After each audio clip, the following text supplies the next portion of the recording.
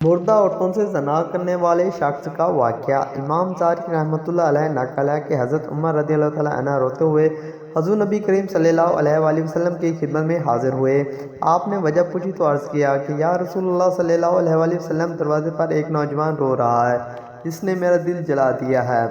فرمایا اسے اندر لے آؤ۔ وہ نوجوان روتا ہوا آپ صلی اللہ علیہ وآلہ وسلم کی خدمت میں حاضر ہوا۔ حضور صلی اللہ علیہ وآلہ وسلم نے اس سے رونے کی وجہ پوچھی۔ کہنے لگا یا رسول اللہ، میرے گناہ کا ڈھیر مجھے رلا رہا ہے اور مجھے جبار سے ڈر آتا ہے، وہ مجھ پر غضبناک ہوگا۔ آپ نے فرمایا نوجوان، کیا تو نے اللہ کے ساتھ کسی کو شریک ٹھہرایا؟ عرض کیا نہیں۔ کیا تو نے کسی جان کو ناحق قتل کیا؟ عرض کیا نہیں۔ آپ نے ارشاد فرمایا کہ اللہ تعالیٰ تیرے گناہوں کو معاف فرما دے گا، اگرچہ 7 آسمانوں 7 زمینوں اور تمام پہاڑوں کے برابر ہو۔ نوجوان بولا حضور میرے گناہ 7 آسمان زمین اور پہاڑوں سے بھی بڑا ہوا ہے۔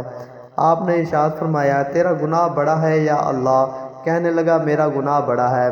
فرمایا تیرا گناہ بڑا ہے یا اللہ؟ اس نے کہا میرا گناہ بڑا ہے۔ ارشاد فرمایا تیرا گناہ بڑا ہے یا تیرا اللہ؟ کہنے لگا ہاں البتہ میرا اللہ اور اس کا رحم۔ گناہ کا ارتکاب۔ ارشاد فرمایا گناہ عظیم کو خدا عظیم ہی معاف فرمائے گا جو بہت ہی عفو درگزر کرنے والا ہے۔ پھر فرمایا ذرا اپنا گناہ تو بتا۔ اس نے عرض کیا یا رسول اللہ صلی اللہ علیہ وسلم، مجھے آپ سے حیا آتی ہے۔ آپ نے پھر پوچھا، کہنے لگا کہ میں کفن چور تھا جو اور 7 سال تک یہی پیشہ کیا۔ ایک دفعہ انصار کی ایک لڑکی فوت ہوئی، میں نے اس کی قبر کھودی، کفن اتار کر چل دیا۔ ابھی تھوڑا دور ہی گیا تھا کہ شیطان نے مجھ پر غلبہ پایا اور میں نے لوٹ کر اس سے مجامت کر لی۔ ابھی میں قبر سے نکل کر تھوڑی ہی دور گیا تھا، کیا دیکھتا ہوں وہ لڑکی کھڑی پکار کر کہہ رہی تھی، اے نوجوان، تجھے قیامت کے دن جزا و سزا دینے والے سے حیا نہیں آتی، جس وقت وہ اپنی کرسی فیصلے کے لیے رکھے گا اور ظالم سے مظلوم کا بدلہ دلوائے گا تو مرنے والوں کے مجمع میں مجھے ننگا کر کے چل دیا۔ میرے اللہ کے روبرو مجھے یہ باحالت جنابت حاضر ہونے پر مجبور کیا۔ یہ سنتے ہی حضور نبی صلی اللہ علیہ وسلم اچھل کر کھڑے ہوئے اور اس کی گدی پر ایک تھپڑ رسید کیا اور فرمایا فاسق، تو بس آگ کے لائق ہے، دفع ہو جائے۔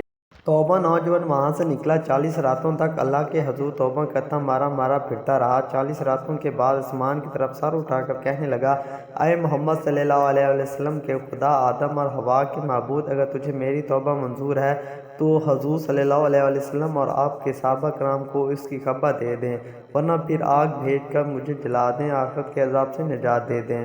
اتنے میں جبرائیل علیہ السلام تشریف لائے، سلام کہا اور اللہ تعالیٰ کی طرف سے آپ صلی اللہ علیہ وسلم کو سلام پہنچایا۔ جبرائیل علیہ السلام نے کہا کہ اللہ تعالیٰ فرماتا ہے کیا مخلوق کو آپ نے پیدا کیا؟ فرمایا مجھے بھی اور تمام مخلوق کو اسی نے پیدا فرمایا۔ عرض کیا کیا وہ پوچھتے ہیں کہ آپ مخلوق کو رزق دیتے ہیں؟ فرمایا بلکہ مجھے بھی اور تمام مخلوق کو اللہ تعالیٰ ہی۔ عرض کیا وہ پوچھتے ہیں کیا بندوں کی توبہ آپ قبول کرتے ہیں؟ فرمایا بلکہ میری بھی اور تمام بندوں کی توبہ وہی قبول فرماتا ہے۔ پھر کہا کہ اللہ تعالیٰ فرماتا ہے کہ میں نے اپنے بندوں کی توبہ قبول کر لی ہے، آپ بھی اس پر نگاہ شفقت فرمائیں۔ حضور صلی اللہ علیہ وسلم نے اس کی نوجوان کو بلا کر اسے توبہ قبول ہونے کی بشارت سنائی۔ سبق۔ اس واقعے سے ہمیں یہ سبق ملتا ہے کہ عقل مند آدمی کو اس سے سبق لینا چاہیے اور جاننا چاہیے کہ زندہ کے ساتھ زنا کرنا مردے کے ساتھ زنا کرنے سے زیادہ بڑا گناہ ہے۔